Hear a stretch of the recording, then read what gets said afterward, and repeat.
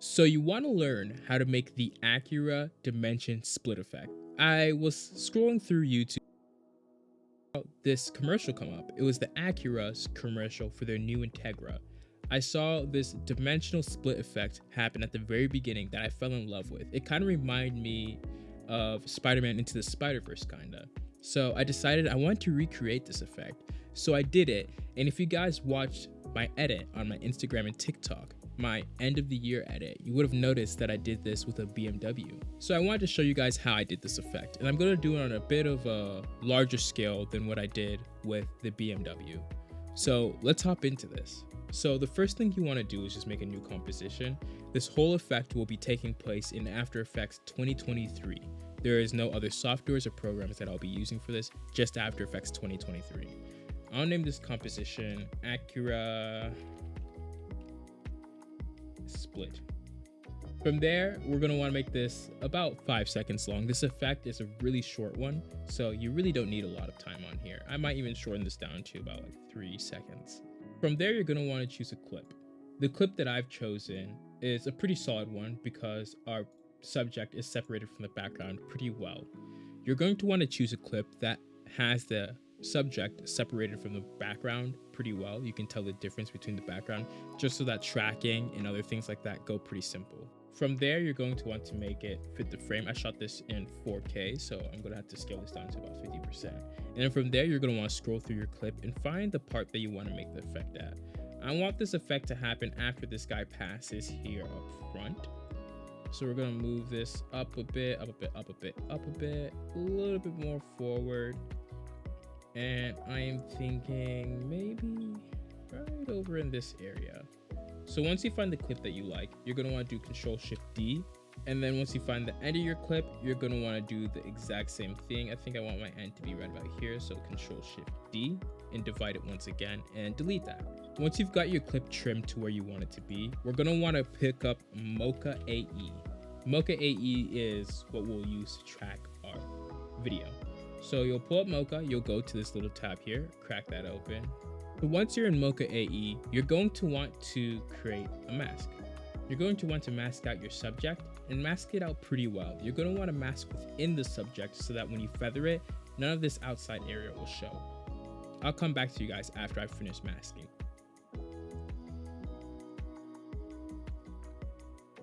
Alright, so once you've finished your mask, you're going to want to track it forward. Once your track is complete, you're going to want to exit out of Mocha and save it. Now that we're back into After Effects here, you're going to want to rename this layer as your base layer.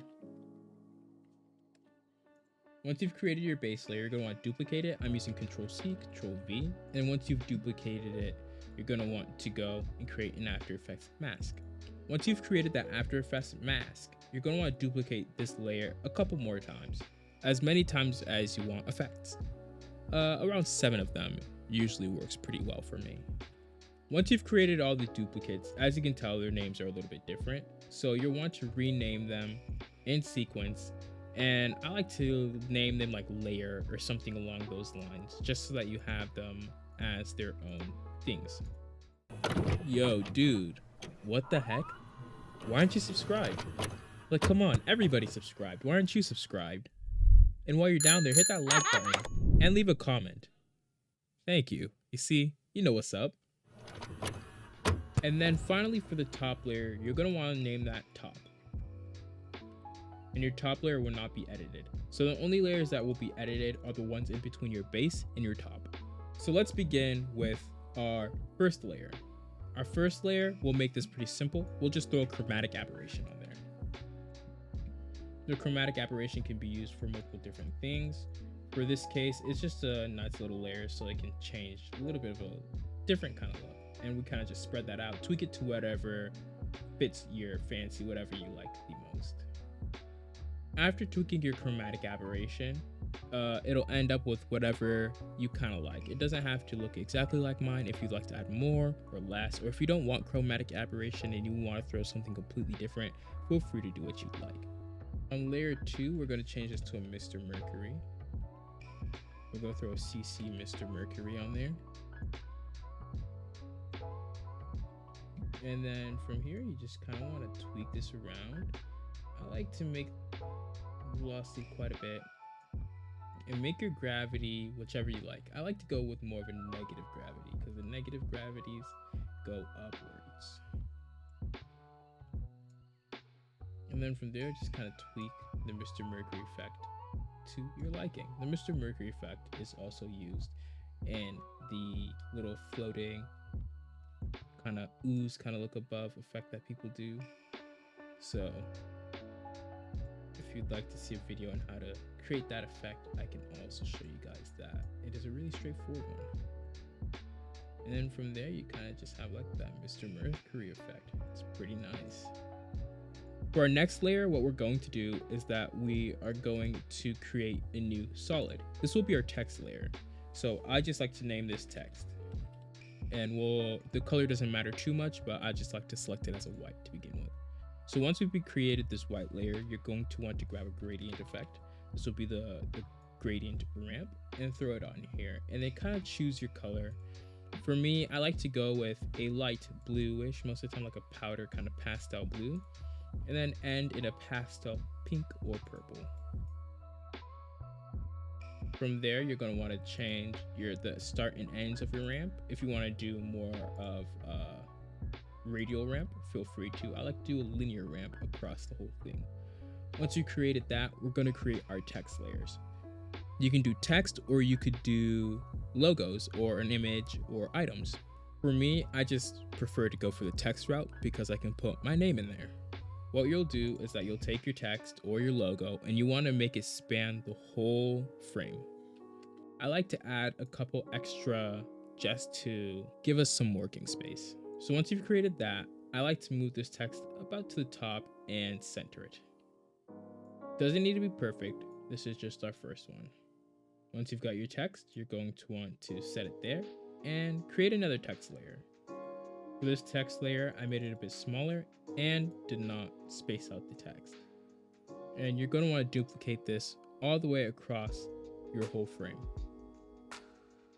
Alright, once you've duplicated your text or your image across the whole screen, you're going to want to select all of them and pre-compose it. And when you're pre-composing it, you're going to want to move all your attributes into that layer, and then I like to name this text animation. Once you're in your pre-composition, you're going to want to rename all these layers corresponding to their position in the text. Once you've renamed all of them, you're going to want to match them to their number. Alright, once you've got everything organized to their proper positions, you're going to want to select all of these and hit the P key on your keyboard to get your position keyframe open. Once you've got your position keyframe open, go ahead and go to your bottom layer and get your animation begun. My animation, I'm going to have these alternating directions, one going left to right and the other one going right to left. And I'm going to have them do this at different speeds.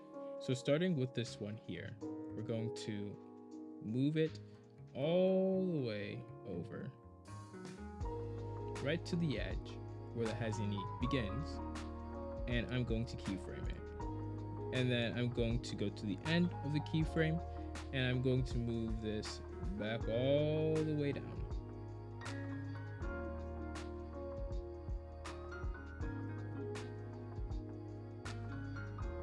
And that is our first animation. And we're going to want to repeat this for all the other text layers. And you're going to want to make them move at different speeds so that it doesn't look like one uniform effect. I'll come back to you guys when this effect is finished. Alright, so this is my finished scrolling effect. Once we finish this, you're good to exit this out. Next, you're going to want to go to toggle switches and modes, and you're going to want to take this text animation and make its track matte the layer above it, i.e. layer 3. And layer 3 will now be renamed to invisible. And then from there, we can move on to layer 4. Layer 4, what effects we're going to use is a fractal noise effect. For this fractal noise effect, we're going to change it to subcycle. We're going to have a soft linear. The brightness and contrast will be kind of left the same. Actually, I want to contrast just a little bit, maybe like 142 would sound good. And then complexity, we want to make this a little bit less complex, so we'll change this to 2.5. We'll also change our blending mode to overlay. Once we've got that done, we're going to want to add a hue and saturation effect. And with this hue and saturation effect, you can kind of tweak it to what you like. I like a little bit more of a pinkish purple, and that will be that effect. Now, moving on to layer 5, we're going to add VR digital glitch. This one's a pretty cool one.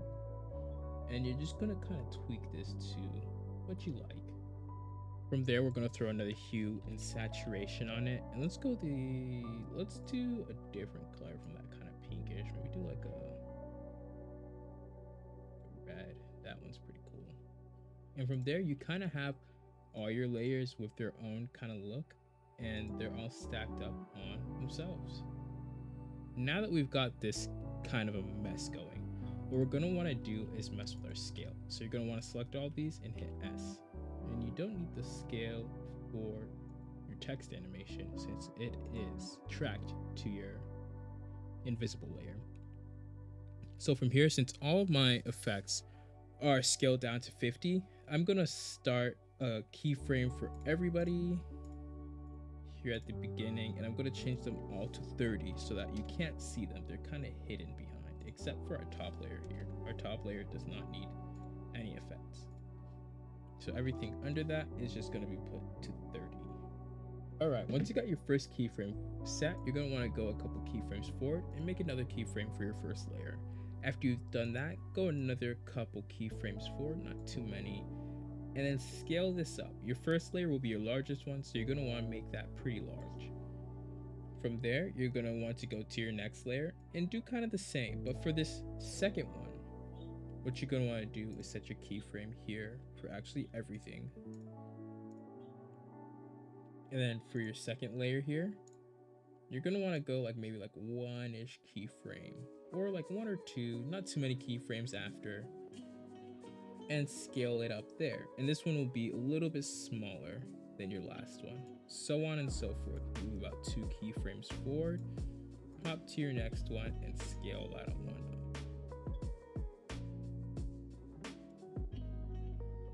Same thing with your next layer. Move a couple keyframes forward, scale it on up. And then finally for our last one, same old, move a couple keyframes forward and scale her up. Once you've done that, you're going to want to go a couple keyframes forward and keyframe everything once again with their current position. Once you've done that, it is the reverse of what you just did. So you're going to want to go on, add a couple keyframes, go for your smallest layer first, and scale it back down to 30% of what it was, just so that it's hidden behind. Go a couple frames out, same old, 30%. All right, once you set that final keyframe, you'll have something looking kind of like this. So now we're going to want to easy ease and mess with our keyframes. So you'll select all your keyframes, right click or hit F9, and then you're going to want to easy ease all of them. And then from there, you're going to want to go to your keyframe graph. I select those two and hit your graph icon right there. You're going to want to have the speed graph selected. Once you've selected your speed graph, you're going to want to move these around to make your animation a little bit more fluid. I like to move that. And then I'll do the same thing for these ones here. And I'll do the inverse of what I just did. So then you have something kind of looking like that. And then you'll just go down each one of these doing the exact same thing. It doesn't have to be the exact same thing. For me, I like to reverse it or switch it around or do a little bit of a different animation for each one, just so that you don't have the same kind of look for each one of them. So it has a little bit of variation to it. All right, once you've got that, you will have something looking kind of like this. And then from here, you'll just tweak your keyframes to mess with the timing so that if you want it to hold a little bit longer, or if you want it to be a little bit quicker, whichever kind of works for you. I want this to hold a little bit longer, so I'm going to select all these keyframes and shimmy them down a little bit. From there, you can tweak the timing of each one of your keyframes to whichever suits your fancy. I'm going to also move these keyframes a little bit further out so they have a little bit more time to animate. All right, from here, it's kind of just adding and tweaking what you like. When I was talking earlier that you want to go inside of your object that you're tracking with the mask, this is where this step comes in handy. So from here, you're going to want to go to each layer and tweak your mask's feather. I like to add a little bit of a feather to each one of these. I'm gonna do maybe like a 10 frame feather for all of them. You'll just go to each layer doing this exact same thing. And you'll also want to feather your top mask as well. All right, y'all. So from here, we only have one more effect to create, which is our zooming kind of speed effect. All right, so what you're going to do is that you're going to create a new solid. Color doesn't matter, and just name the speed. From here, you're going to want to throw a CC particle world onto your speed effect. From there, you can deselect all these layers just so that they're not visible, and so that you just see your particle world.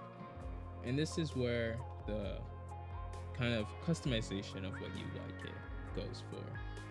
So for me, what I like to do is that I like to mess with the physics, the particles, and stuff like that themselves. So for this, I'm gonna go with a tri polygon. I'm gonna make a little bit of a triangle here. Let me get rid of these grids and lines just so you guys can see it a little bit. So once we have chosen the particle type, I went for the tri polygon. I'm gonna choose their color. I like to go for a white and then do kind of a gray. And then from there, we can mess with our birth rate and our longevity.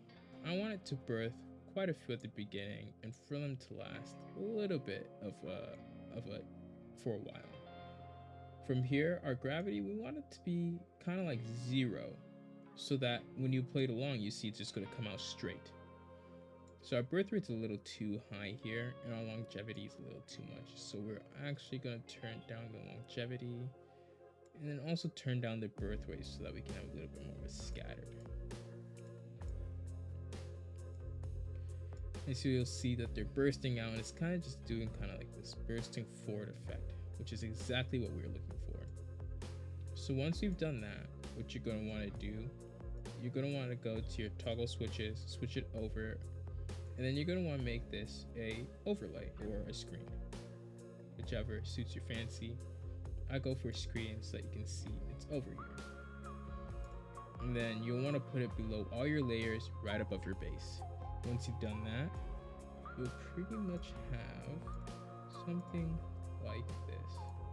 It'll spawn, it'll be coming out, and you see how it's still going right there. At the end here, you're going to want to animate the opacity so that it's not visible after a little bit. So maybe like right about there, we'll set that to 0. Keyframe it, and then go a couple frames back at about here and set that to 100. Boom. So now once it collapses in, boom. And you can add your own effects to it. I like to add a bit of chromatic aberration to our particle world effect, just so that it looks a little bit different. So here at the end, you'll see there's a bit of chromatic aberration on them. All right, and from there, you have your final effect, which looks like this. And what I like about this effect is that it is completely customizable to however you like it. Everything here can be changed around and mixed, or you can make it look completely different. It is all up to you, which is the beauty of this effect. So if you wanted to make it a different color or not have these exact same effects on all the layers, you can make it however you like. I'd love to see what you guys make, and if you guys do recreate this effect, use hashtag Acura Dimension Tear, and I'd like to see what you guys come up with. If you guys enjoyed this video, hit that like button below, and also leave a comment because I reply to every single last one of y'all's comments. And if you haven't already, subscribe to the video. What are you doing, man? And that's about it. You guys have yourselves a damn good one.